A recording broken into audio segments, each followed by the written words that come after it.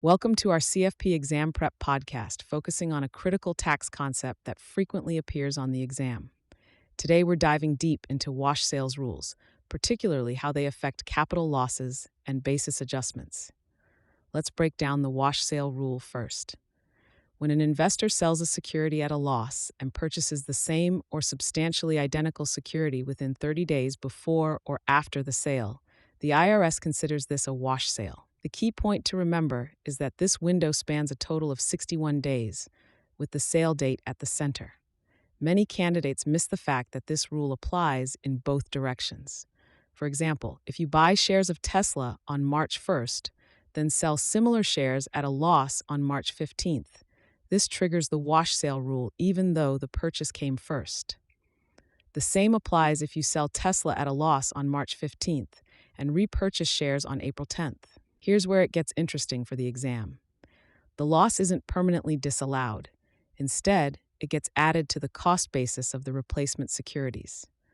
Let me illustrate this with a practical example. Imagine you purchased 100 shares of Microsoft at $300 per share. The market drops, and you sell these shares at $250, realizing a $5,000 loss. 2 weeks later, you buy 100 shares of Microsoft again at $260. This triggers the wash sale rule. Your $5,000 loss is disallowed, but it's added to your new purchase basis. So your new basis becomes $26,000 plus $5,000, or $31,000 total, making your per share basis $310. A common mistake students make on the exam is forgetting about substantially identical securities. The rule doesn't just apply to the exact same stock. It includes securities that are essentially the same investment. For instance, selling an S&P 500 ETF from one provider and buying another provider's S&P 500 ETF could trigger a wash sale. Another tricky area that often appears in exam questions involves IRA transactions. If you sell a security at a loss in your taxable account and purchase the same security in your IRA within the wash sale period, the loss is permanently disallowed. This is particularly sneaky because many investors don't realize that IRA purchases can trigger the wash sale rule. The exam might also test your knowledge of exceptions. The wash sale rule doesn't apply to gains, only losses. It also doesn't apply to bonds sold at a loss and repurchased when the loss is due to interest rate changes rather than market value fluctuations. When preparing for the exam, watch out for questions that mix calendar dates with the 30-day window.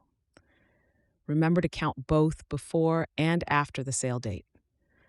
Also, pay attention to questions involving different accounts owned by the same taxpayer, as the wash sale rule applies across all accounts they own. Let's end with a quick memory device. Think of washing your clothes. If you immediately put on the same outfit after washing it, you haven't really changed anything. Similarly, if you immediately repurchase the same investment after selling it at a loss, the IRS says you haven't really changed your position. By mastering the wash sale rule and its implications for basis adjustment, you'll be well prepared for related questions on the CFP exam. Remember, it's not just about identifying a wash sale. It's about understanding how it affects basis calculations and recognizing when the rule does and doesn't apply.